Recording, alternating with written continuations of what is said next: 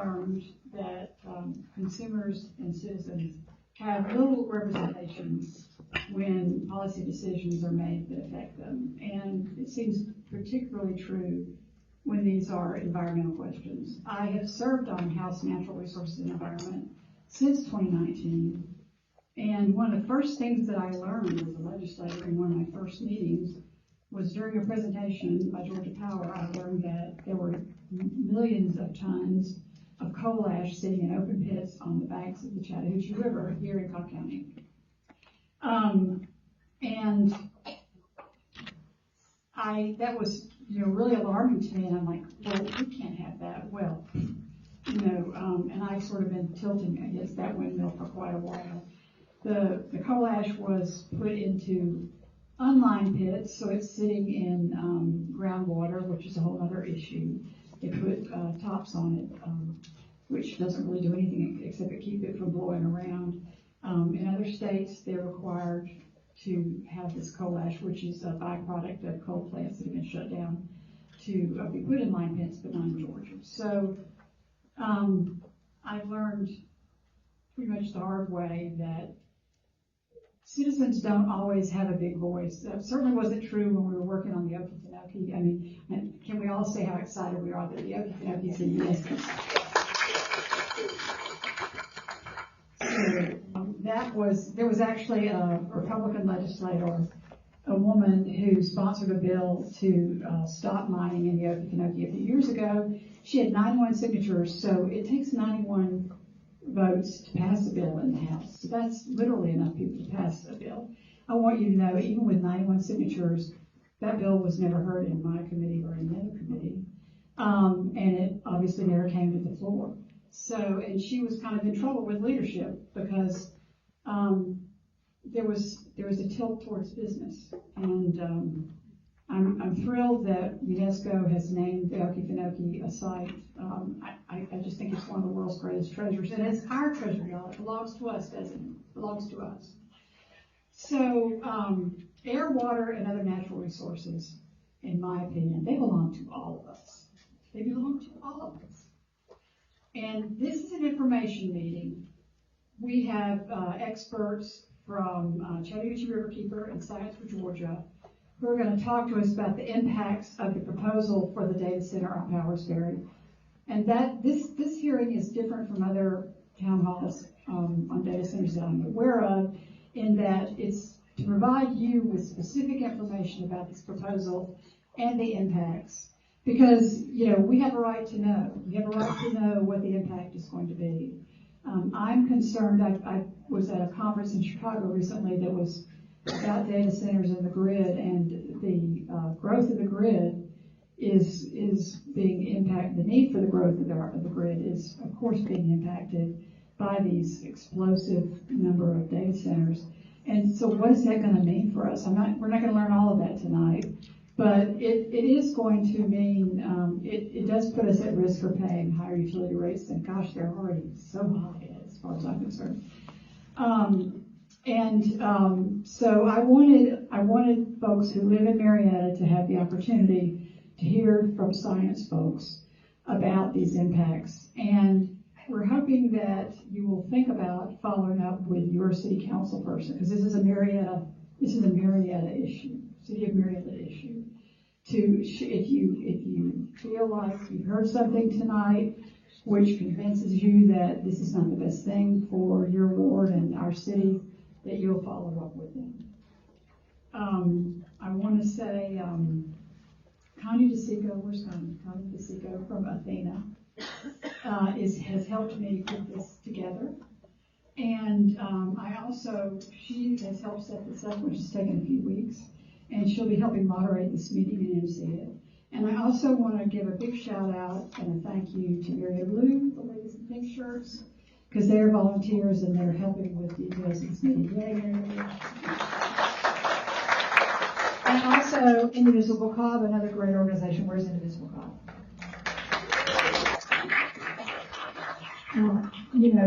Both of these organizations, in my time as a legislator, have made such a huge impact, in my opinion, in involving citizens and giving you information and giving you a voice. And so I'm so grateful that they helped with this. And A Better Crop was also a sponsor of this, and I believe Roby Thomas is here. Thanks, Roby. He's the chair of A Better Crop. So at this point, I'm going to hand it over to Connie. I just want to say thank you so much for coming. She's going to talk to you about questions. We're going to have some presentations, and then we're going to have a Q&A session, and we will do our best to answer all the questions that we can truthfully answer. If we can't answer a question, we're not going to try to. So thank you so much.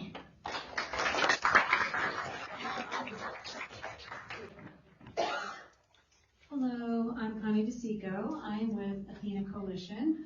I work with communities at a local level, a statewide level, and also across the country regionally to help them with data centers. And a lot of this work is exactly what you're doing tonight, to come together, provide education, and work towards self-determination and democracy. And so that's sort of level setting with the purpose of why we're here tonight. And so I wanted to just reinforce what Representative Williams was discussing, to provide facts and then help to reinstill that determination, how you want your community to look going forward, and to be encouraging you to speak with your electeds and communicating with them about that look for your community. I'm going to introduce our two experts for tonight who are going to be talking about data centers. Dr. Amy Sharma. Dr. Sharma is a PhD. She's the executive director of Science for Georgia, and that's a nonprofit that bridges the gap between scientists and the public through training, outreach, and advocating for the responsible use of science in public policy.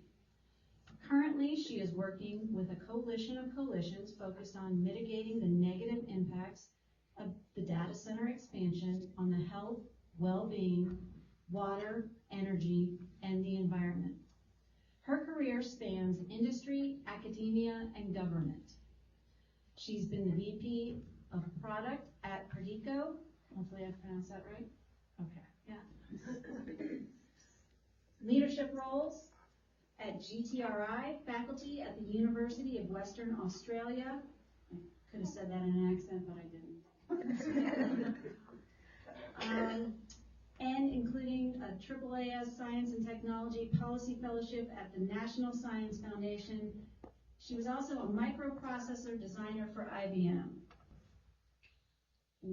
Now she does this.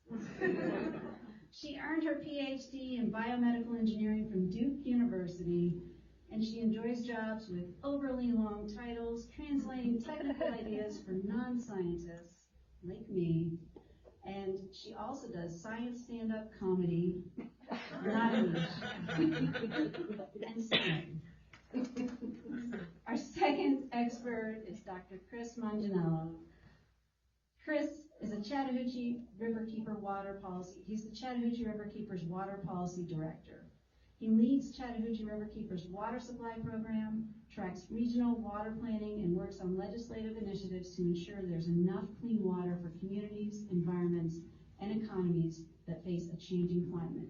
Since 2010, Chris has provided strategic policy analysis and direction for the Georgia Water Coalition, and he wrote a book titled Southern Water, Southern Power, How the Politics of Cheap Energy and Water Scarcity Shape a Region. And I do want to point out, it was published by the University of North Carolina Press, so since you went to Duke, Amy, yeah. Would like to hear that in an accent. Yeah. All right, so you're very lucky because there's two fantastic experts that I get to work with all the time, but they're here to give you some background on data centers, energy, water, and policy. So thank you very much for being here. We appreciate it.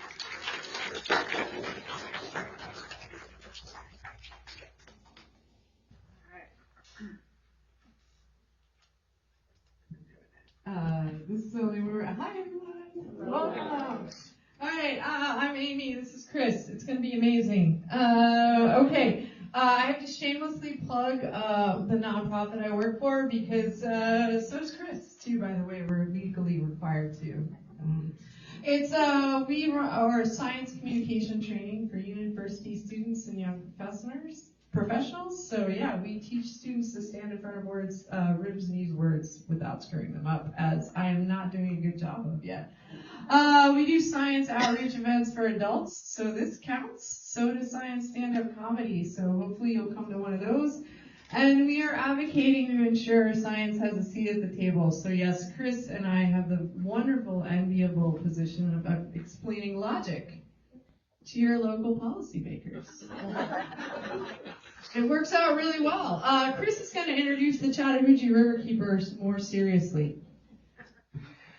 Hey everyone, Chris, thanks for all being here. Thanks Connie and Mary Frances for organizing, appreciate it. Chattahoochee Riverkeeper, we're an environmental nonprofit conservation organization. We've been working in the Atlanta region since 1994. We work throughout the whole Chattahoochee River Basin from way up in the headwaters near Helen, Georgia, if you've ever been to Bavaria and Helen, all the way down through the city and Columbus, down to the Florida line along the Alabama border. We have, somewhere in the neighborhood of like 10,000 members, kind of spread all around the southeast, and we've got a bunch of different offices now. One up in Gainesville, our big office is here in Atlanta, over in Mableton, Riverview Landing. If anybody's been over there on Riverview Road, we are in that mixed-use development that went in over there on the river a few years ago. Then we've also got an office in LaGrange in Columbus. We do all sorts of different stuff. A lot of the work we do has to do with making sure there is enough clean water in the Chattahoochee River for everyone who needs it in all the communities. That is our primary mission and goal. We do that through water quality work. We have kind of a few hundred volunteers that go out and collect water quality samples all throughout this river basin, help us kind of find problems like what you see pictured there, which is just a broken sewer line. We also have an education program. We have 2 pontoon boats. They take 20 to 40 kids out on Lake Lanier and West Point Lake, and so we can teach them about water cycle, how water works, where it comes from, where it goes, and then we also have like advocacy program, which is what I do a lot of. And so it's a picture of us. We got a bunch of citizen lobbyists down at the Capitol. We usually have a lobby day there with the Georgia Water Coalition, usually in February, March. Folks come down, tell them about all the issues that are important, tell them how to talk to legislators, and then send them across the street to go talk to folks like Representative Williams here. And so I invite y'all to think about taking part in that in next winter during the legislative session. I'm going to turn it back over to Amy, and she'll get us back on track. All right. Awesome. All right. Oh, thanks. What are data centers? Oh, are you? I'll be Okay, we're going to do it. Next slide, please. All right.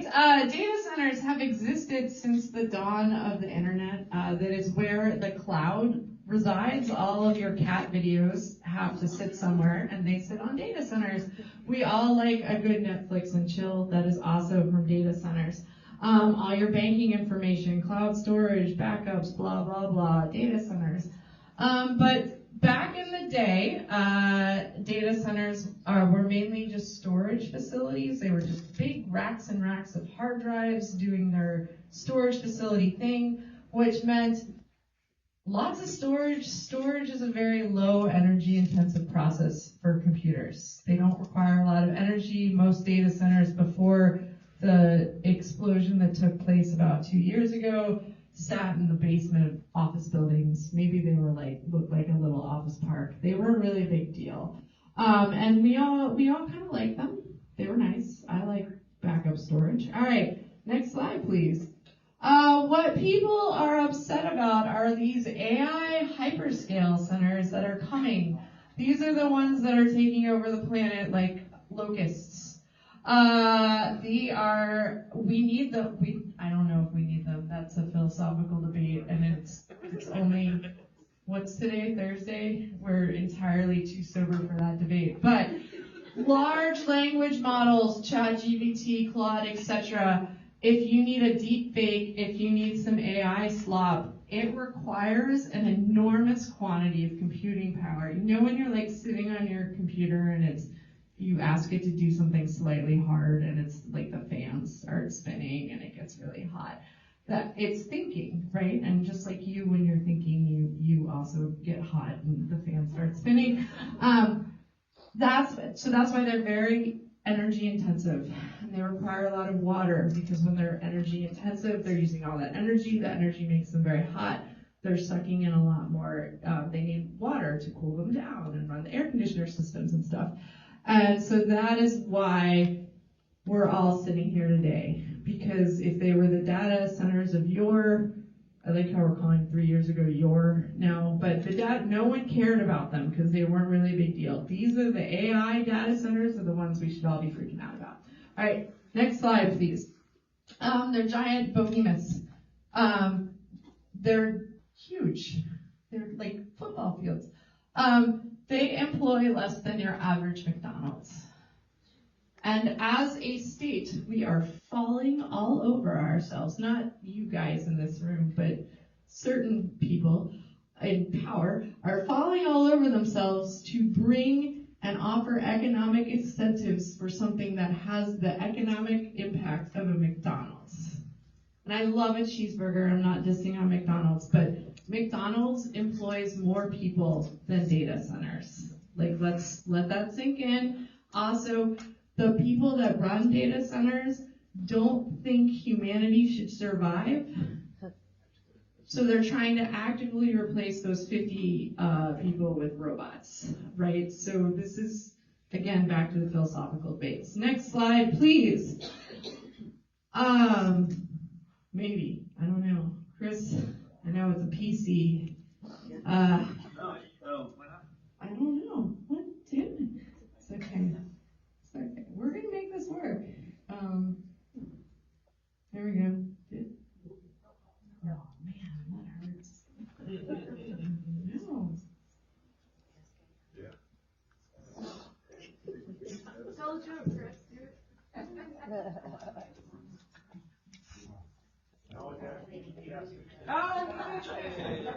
We could ask GPT how to fix it. All right. And this is things that Chris started a map of these things about 2 years ago, and then I sent some interns on a scavenger hunt, and we now are tracking where they all are. So this is our fancy map. You can check it out and see where they all are.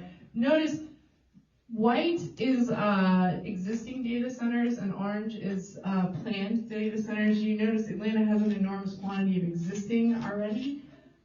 This is, again, we were talking about it, bank storage, backup storage, right? Like it made sense that a lot of the old school ones are in Atlanta. All right, next slide, please. Oh, hey, there it is. So, as Amy was saying, there are a handful of these older data centers in Cobb County. There are probably about a half dozen of them. And these are, as she was saying, these have been, historically, they were less than 100,000 square feet.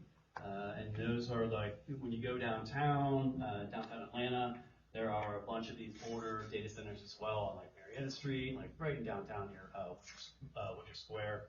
And so they have been kind of functioning for decades. They've been around since the 1990s. There are a few here that the prime storage on Powers Ferry.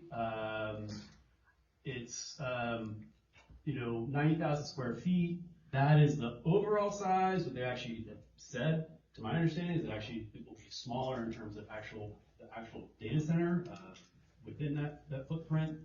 And the water here is really, that is an estimate, because I haven't been able to find any water data.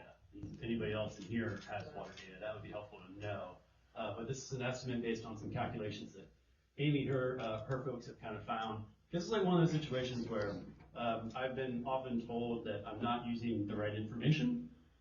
And usually the information I'm using, I've had to kind of go out and figure out, had to kind of estimate it, because if information is not provided and we have to have some sense of what might be going on, we kind of tend to figure out how to fill that hole.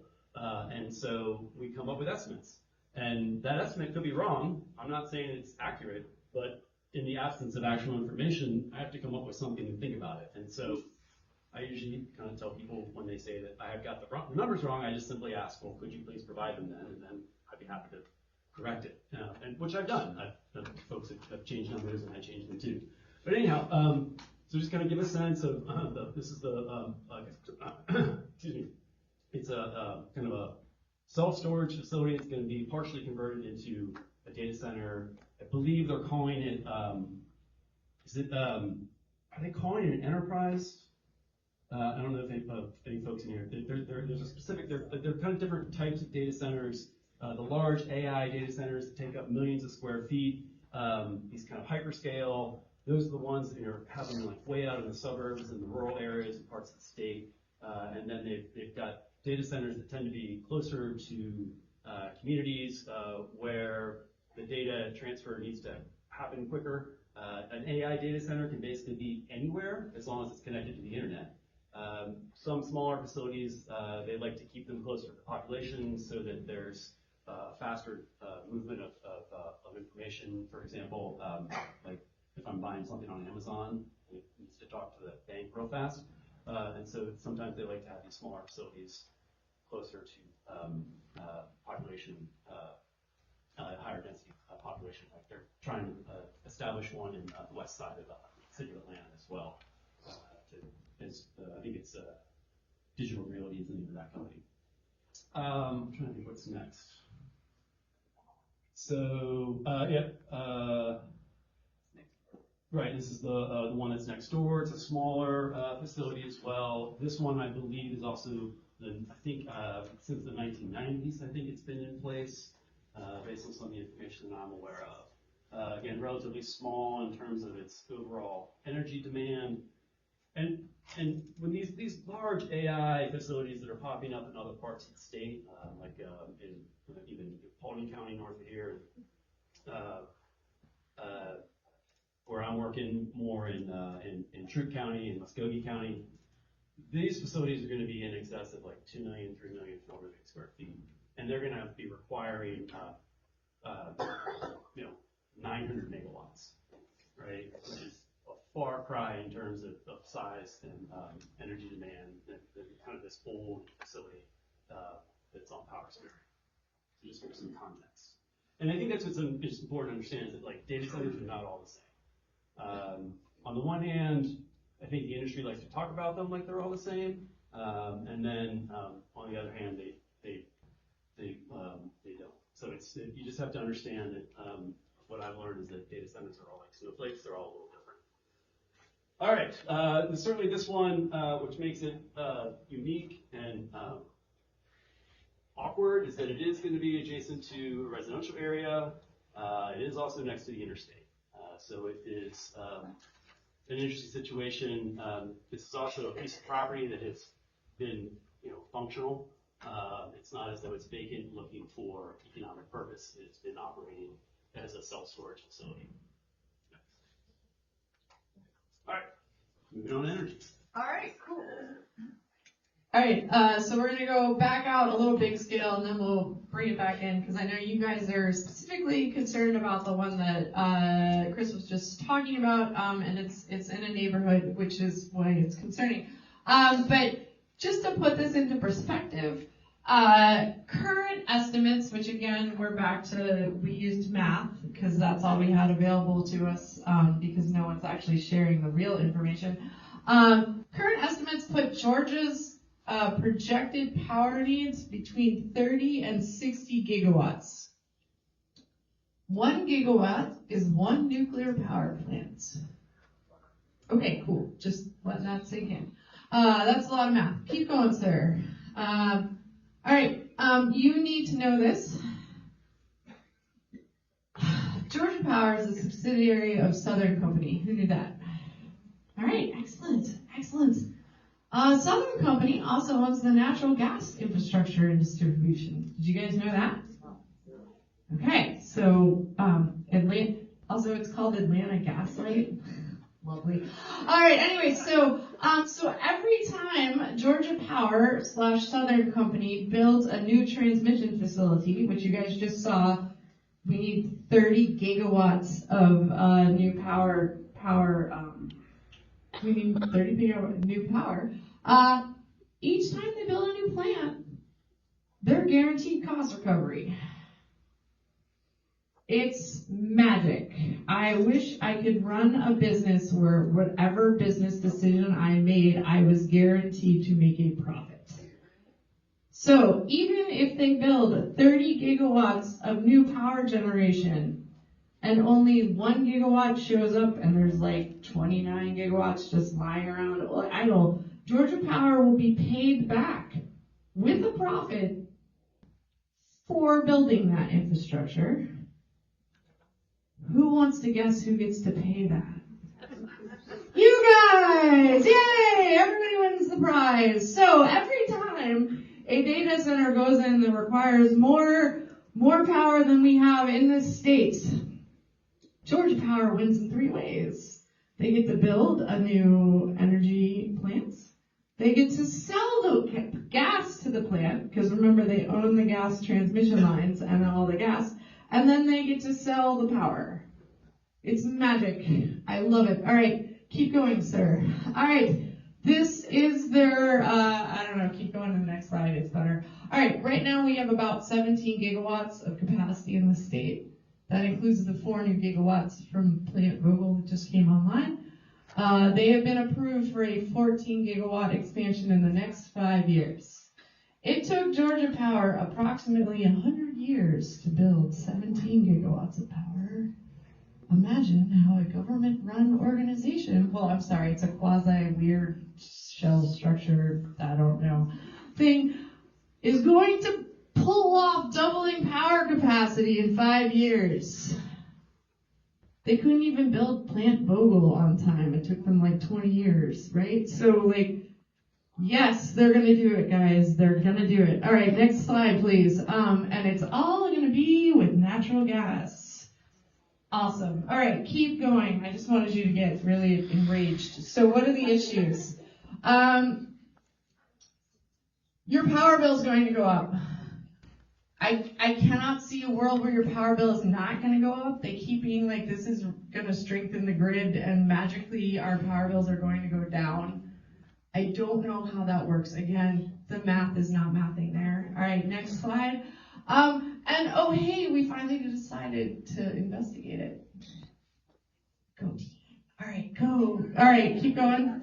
Also, and this is fun, and now because they can't generate the power fast enough, every data center has a set of emergency backup generators that they can use, like when the power goes down, right? You might have a power generator, right? All my neighbors do. It's delightful. You can know when the power's out because you hear the fans spin on. My kids just have to sit in the dark. I do work for a nonprofit, and they're like, oh, the internet's out. And I'm like, oh my God, but your Nintendo still has batteries. It's horrible growing up with Sharma. But they're now just turning on their backup power generators as their power generation, because Georgia Power can't hook them up fast enough. So this is technically illegal, but they're doing it anyways. All right, keep going. And also, our good friends in Fayette County had some eminent domain happen where they just ran the transmission lines through their front yards. Yeah, good. Thank you. I love this. I just want everyone to be really angry at the end of the session. All right, keep going. And it's true, we're not making this up. Eminent domain is coming for your friends and neighbors. Because also Georgia Power has the ability to just take your house and put a power line through it. All right, go team. All right, so what are the environmental? This is where you should start getting upset about the fact that they want to put a data center like literally in the middle of a neighborhood. This is, even though, as we call it, like slightly small compared to some of the other ones that we're talking about around the state. Like the new one they announced in Effingham was 3 gigawatts, and the one up here is 18 megawatts. So it's pretty small, but you're still going to have to deal with noise and light pollution, and heat islands. And so some studies have started to show that near these big powers, and this is a heat image, the effects can be felt as far as like 6 miles out from these things, like local heat. I know, right? It's the middle of summer and we've all just been to Walmart and we hate like how horrible the parking lot is there. Just double that. And just imagine living next door to that. All right. And when the power goes out, those generators will kick on, which is awful. And then also water resources. Anyways, and it's big picture. We're going to be generating how many gigawatts of power for our state with gas turbines. All right, keep going, sir. All right, and also, you guys get to be a part of something exciting tonight. Science for Georgia, working with our friends at Quiet Communities, just did a noise survey. We're very excited. This is the first time they've ever been shared in public. Keep going, sir. All right, so we surveyed 103 participants around the country. We reached out to people who live near data centers, and we asked them what's happening in their lives. 95% said they had had an adverse effect on their mental health. 90% said that it has had an adverse effect on their property value. And 87% have said it has had an adverse effect on their physical health. This is just living in proximity to a data center. All right, next slide, please. And then more importantly, could you hear the noise inside your house? And this is where it gets like fun in a horrible way. If you live less than 500 feet away, 90% of the survey respondents said they could see it. Great. 500 feet to a half mile, 88%. More than a half mile away, still 75% of people said they could hear the noise inside their house. That is horrific. 72% describe the noise as if a large engine is idling outside my residence. That's awesome. And then what you need to know here is that most proposed ordinances require a 500-foot buffer between the data center and the surrounding plant. But as we see, you can still, a half mile away is 2,500 feet. Like, these ordinances are nuts. And so those people, the wonderful citizens that are going to be living next to that proposed data center, which is literally right in their backyards, are all going to hear it all day and night. And what is the noise? It is a large engine idling outside of their residence. Cool. That sounds great. All right, next slide, please. All right, so these people, they hear it in their house, and it's awful. 71% of them say it impacts their ability to rest or relax. So our home is our castle, but not anymore. 65% have said it's messing with their sleep, and 54% means they can't concentrate. So all those kids who are living there can't do their schoolwork anymore, right? That's really great for their future. And these sorts of disturbances, this is your ability to learn a living, right? If you can't get a good night's sleep, you can't do well at work. You can't do well at school. If you're not getting a good night's sleep, that has been linked to cardiac problems. Like, this isn't just like, oh no, that sucks, right? Like, if you are constantly not sleeping, you end up really, really sick. So this is bad. All right, next slide, please. Okay. And also, this just happened. So Northern Virginia, which is like the mecca of data centers, this is a picture of what it looked like when they turned on their emergency backup generators. And they found that when these emergency backup generators happen, you're getting worsened lung and cardiac vascular conditions and at least 3 premature deaths every year. All right, next slide, please. All right, and we're doing this for what? Okay, so, and then they keep saying this is like a huge economic opportunity for our country. Do you feel that? All right, cool. Next slide, please. A large majority of our economy right now is built on a house of cards, which is built on investments in these. This is the next real estate bubble, guys. This is horribly frightening. We all remember the .com. Well, maybe there's someone in here who's 12, but like I remember it very vividly because I was graduating from college, and then I sat through 6 cycles of layoffs at IBM for the next 2 years because we were all excited about the internet. It was amazing. Yay! Everybody invested in all these stupid companies, and then everybody lost their jobs. And now we like the internet, right? Like it's good, it's part of our economy. It took us like 15 years for that to stabilize, right? So we are right now in that with the AI right now is like, oh, it's great, right? And then my doctor's office just switched to an AI scheduler who signed me up for 8 appointments in a 3-day appointment. And then the next day I got a very exasperated phone call from a real human who was like, I don't think you meant to get 8. And I was like, I did not. I just wanted 1. I kept saying no to the time slots until it got to one I liked. She's like, okay, well, okay. So that's how good AI is doing for us right now, right? So something's gonna happen, kids. All right, next one. And also now it's hacking itself. I don't even know what that means, and I do this for a living. But OpenAI that is hacking itself is the company that we are now putting into Effingham. Go team. All right. Chris. Okay, Chris is gonna tell you what it's gonna do to your water system. Yeah. It's gonna be great, guys. All right. Let's talk a little bit about how water works. This is what I do most of my day job. This is how I got into data centers. Is trying to figure out how much water they use. And here in Cobb County, your water comes from either the Chattahoochee River or from Lake Allatoona.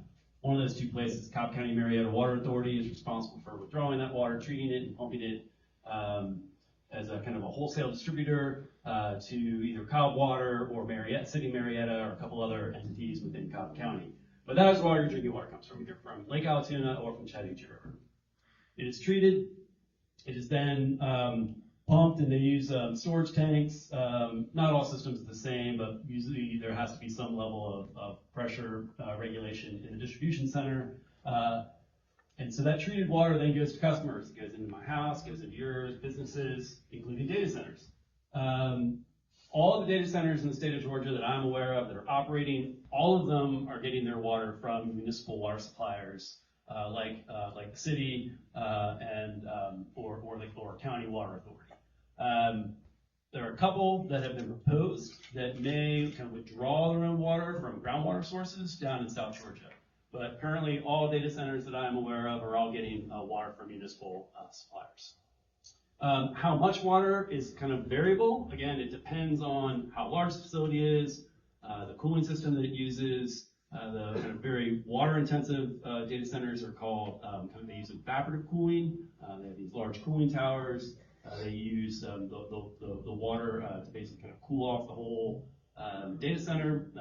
They demand a lot of water.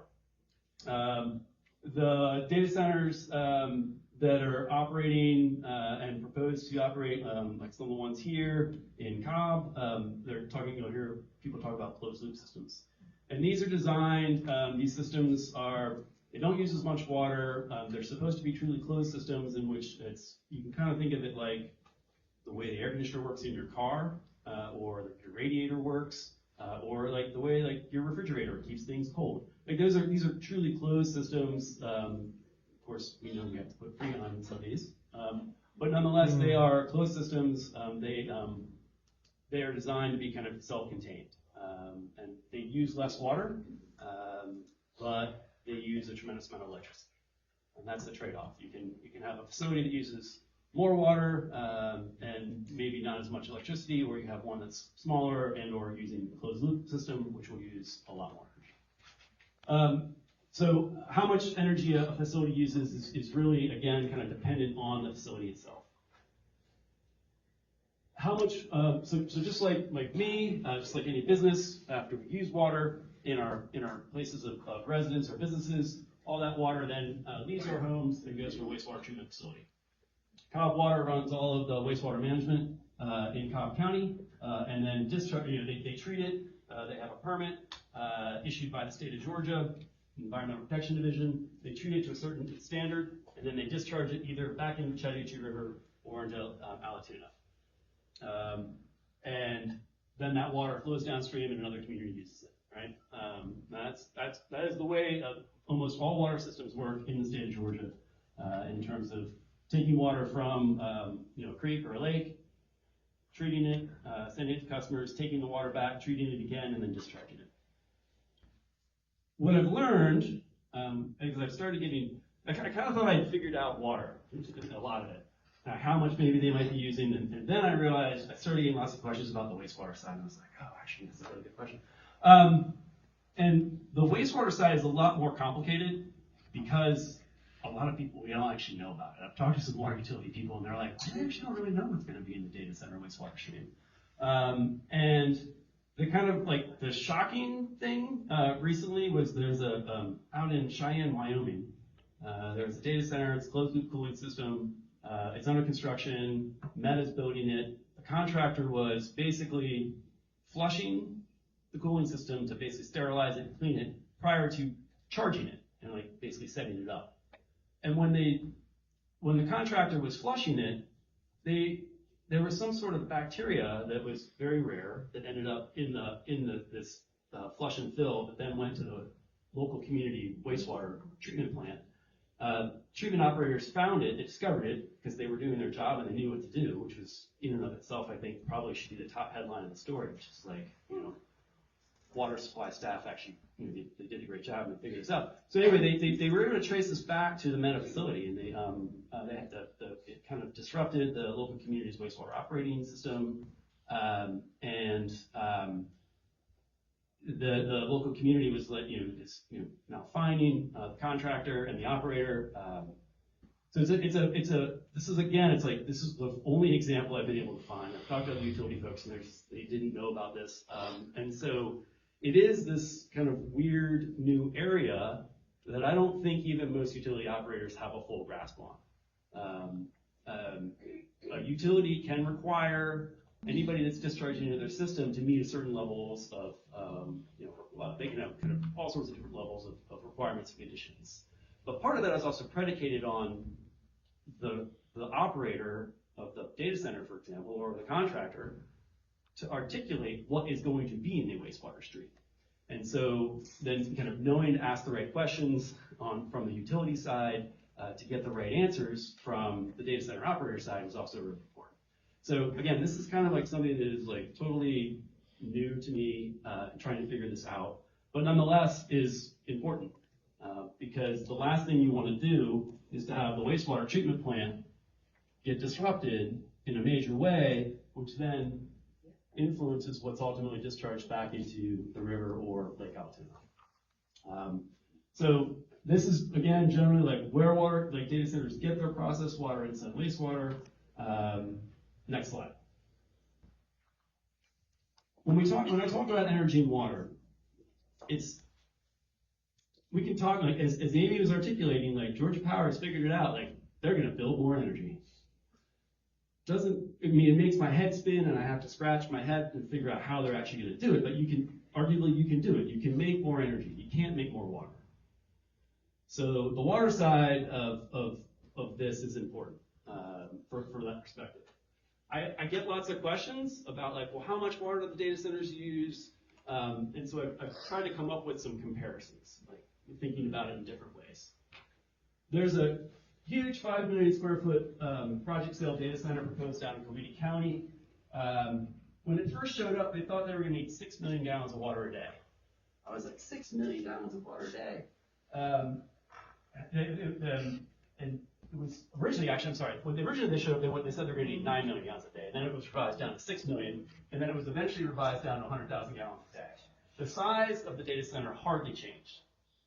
So it was kind of an instructive moment where I realized that the people who show up and propose this stuff don't really know, A, what they need, or they just kind of ask for the sun, the stars, and the moon, knowing that maybe they're only going to need the moon. So this was like, on the one hand, it was a good story from a water supply perspective, that they weren't going to need as much water as they originally thought. What never changed was how much energy said they were going to need. Their energy demand has never changed. And again, when you start thinking about it from a comparative standpoint, this project sale of Plant McDonough, right, downriver on the Chattahoochee in Smyrna, Plant McDonough withdraws about 10 million gallons a day and has a consumptive use of about 7.5 million. So again, just kind of thinking about comparison, originally this data center thought it was going to be in like the 6 million gallon a day consumptive loss, so like almost as much as the power plant, and then revised down. But from an energy perspective, Plant McDonough generates about 2,500 megawatts. And this one data center is going to need almost 1,000, right? So again, when you start thinking about the comparison of these things, these large facilities in some parts of the state are just ginormous in terms of their potential water and certainly in their energy demand. One of my friends who does a lot of agricultural work helped me think through what a 80-acre irrigated field uses, roughly 71,000 gallons of water a day to generate food that we all eat. So again, just kind of thinking about like how we use water and energy in these different contexts. It's helped me think about how to think about individual data center proposals. Next. Going back to the wastewater side, this is like, I had to do a deep dive on this to try to figure out like how much water do data centers use, what might the wastewater stream look like, and again, it really comes down to cooling technologies. I'm not going to dwell on this. I mean, we're happy to share this PowerPoint with y'all, but there are like these different cooling systems, direct chip, immersion liquid cooling, and these are all the kind you would find in kind of closed loop systems, but I still have lots of questions about even this information that I found. One is, I've kind of heard that maybe these closed loop systems, they have to be flushed every once in a while. I don't know how frequently. I don't know what happens to the material that they're having flushed. Does that go to the wastewater system? Does it have to be trucked off site? Again, I think it depends, but I don't know. Next. This is another way I tried to think about how to compare water use even in data centers. This is everything you see here listed here is basically, it has a permit from the state to withdraw water from, I think all of these are in the Chattahoochee. Right, so the city of Atlanta, 1.2 million people at the top, has a permit to withdraw 159 million gallons of water a day from the Chattahoochee River. They don't actually withdraw that much, but they have a permit that says they can. Right, so 1.2 million people could withdraw up to 159 million. Georgia Pacific, well, that's actually close, not a good example. Here's Plant McDonough again. They have a permit for up to 30 million gallons a day. A couple data centers in Douglas County have basically a water demand of 1 million gallons a day, and the Kia automotive plant in West Point, 1 million gallons a day. Just kind of again trying to think about like who uses water for how much based on population and also arguably economic activity. So this is again just a way for me to think comparisons. All right, what's next? Again, as data centers were kind of starting to explode all over the state over the last 2 years, again, I was trying to figure out, like, if I've got a data center that's 2 million square feet, how much water are they saying it's going to use, and how much is it going to consume? And all this chart conveyed to me was that there's no way to make simple comparisons, because the data was all over the map. 2 million square foot facilities had totally different water demands. And I think a lot of it was because the developers were asking for the sun, stars, and moon without really knowing exactly what the end user was going to need, because a lot of these were proposed without an end user in mind, right? So some of these data centers showed up it was a local landowner. They had 500 acres next to a transmission line. And they were like, I'm going to turn this site into a data center. They didn't know if Google or Meta was even interested. There are, I mean, Google and Meta, and they do have developers that are out there helping them to acquire properties. But I think a lot of the stuff that's been proposed all over the state, probably half of it is really purely speculative. Next. The operational impacts, Amy's already hit on some of them. I talked a little bit about the case out in Wyoming. Happy to share more information about that. There's been issues. This is the Meta facility in Newton County. There's a Newton, Georgia, and Newton County. I always get confused. Anyway, Newton County, these folks here that live kind of adjacent to the data center, after the facility was constructed, they started to have problems with sediment and dirt in their drinking water. And there's concern, and the thinking is that the construction there kind of created so much land disturbance, both on the top of the ground and also underground and geologically, that has facilitated the movement of sediment. And so it's been sucked into their homes, and some people have had to like replace the plumbing in their house a couple times over the last few years. They've lost water heaters, dishwashers, all that kind of stuff. And then certainly other impact that Amy was talking about was the kind of use of eminent domain. That might be my last one. Oh, no, that's right. Sorry, so thinking about fast forward, the state of Virginia, also known as one of the kind of the Northern Virginia in particular, kind of data center alley is what it's called. Lots of data centers there. A couple years ago, the legislative committees, they created this legislative report talking about, I mean, if you want to understand data centers, it's actually a really good report to read. It was among the first things I read that kind of laid everything out, all sorts of different issues, but it also put together a bunch of recommendations. And among them was, you know, one of the primary reasons Georgia is popular for data centers is the tax incentives that data centers are eligible for. Same thing in Virginia. So one of the things that the commission recommended was, well, get rid of the tax exemptions. And if you don't want to get rid of them, you know, you could maybe like reduce maybe like what they're applicable to. And the other thing Virginia said was, well, maybe if data centers are seeking the tax exemption, maybe they should have to disclose all sorts of stuff. How much energy they use, how much water they use. Yeah. Again, all sorts of things that like I'm up here telling you are really impossible to find. Right? So that has, in Georgia, they've attempted to do a bill like this in the past. There have also been other bills that have been attempted to kind of roll back the tax incentives. One of those bills was vetoed by the governor.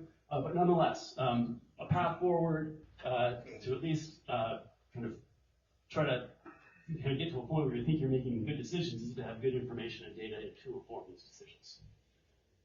On energy, there's the, again, recommended in Virginia and other places is to actually require developers at data centers to put a lot more money up front. Basically to pay up front for all the extra generation, transmission, and whatnot required for an individual data center.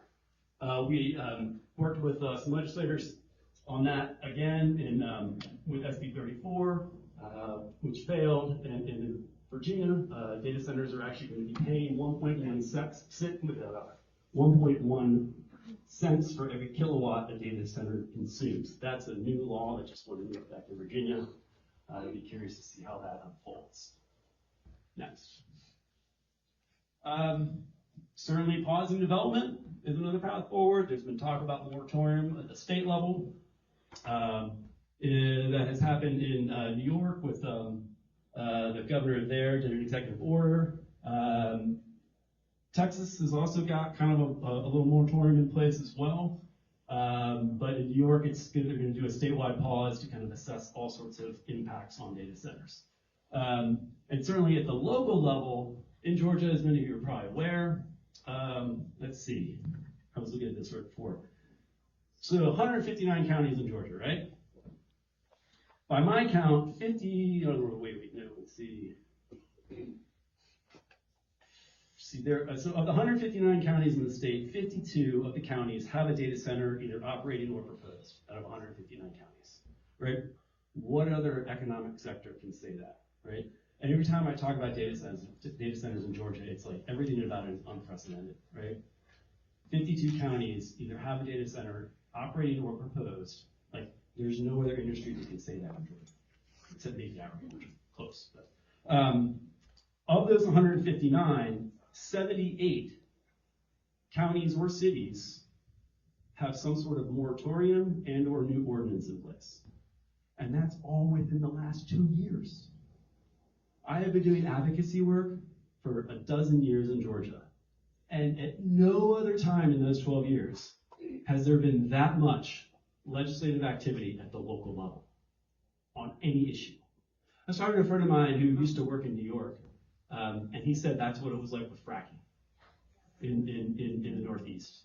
When he moved down here, we were talking about data centers. He's like, "Oh my God!" It's like it sounds like fracking, and it's true. I mean, it's so kind of the kind of unprecedented nature of data centers showing up all over the state has generated a tremendous organic local and community and grassroots response that I have not seen for any other issue in the state of Georgia. And so hats off to all the folks that are doing that work. It is outstanding. But yes, 60-plus day moratoriums and ordinances all over the place. When it comes to water, certainly within those ordinances that are developed during moratorium processes, they can certainly address water, energy, and other community impacts. Some communities are prohibiting evaporative cooling specifically. Others are recommending closed-loop cooling. There are kind of different ways to think about that language and why it matters. Google in Douglas County has an interesting process where they're using, they take some reclaimed wastewater from Douglas County and use it in their cooling process. Unfortunately, that kind of completely removes the water from the Chattahoochee River for other communities downstream.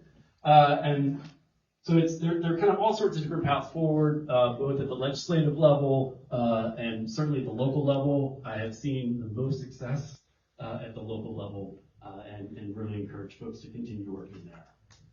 Next. All right. Let's see. I'm going to protect this since it's your slide. PowerPoint karaoke. All right, our good friend Hannah, who's also in the audience today, it's like the superstar. She has created a data center community organizing toolkit. It is amazing. It walks you through all the steps of things that you need to do. Science for Georgia has our data center map, which is quite helpful in figuring out where things are. We also have some energy burden resources available as well. So there's a lot of information out there for you guys to get going. In that toolkit and on that website are also links to sample ordinances, links to sample moratoria, things that are like a listing of what should go into an ordinance and things like that. So we have all of those available for your resources. Next slide, sir. All right, and this is Connie's slide. We're done here. Connie! There you go. Thank you. So, as far as next steps, you've heard a lot of information. What you can do, the first QR code is to contact your city council member, and that goes to the Marietta City Gov website and gives you contact information for all of the city council members. This QR code is, if you don't know who your council member is, you can look them up and find your ward there. The next thing you can do, and so we encourage you to contact your council member and let them know how you feel about the proposal. You've heard a lot of information today, and that's part of this advocacy, is speaking with your council members and starting that dialogue. There is a council meeting next week. If you're able to attend and also participate, we encourage you to attend. Share on social media, talk to your friends and neighbors, because I think that's a big part of this, is making sure that your community is aware of what's going on. And it's not just this community, there's other communities. So there are also, as Chris was talking about, there are other fights in other places. This is happening all over Georgia. So what you learn here, you can carry forward to other friends and neighbors. This is a particular Marietta city proposal, but there are data centers all over Georgia. I live in Cobb County. There are data centers in Cobb County. Although this is not in my backyard, Georgia is everybody's backyard. Resources, as Representative Williams was saying, belong to, actually, they can't belong to anyone. You know, you can't hold water in your hand, right? So we all need to be great stewards of the special things that are bringing the data centers here. That's why they want to come here, but they're not going to be available if we don't take care of the very thing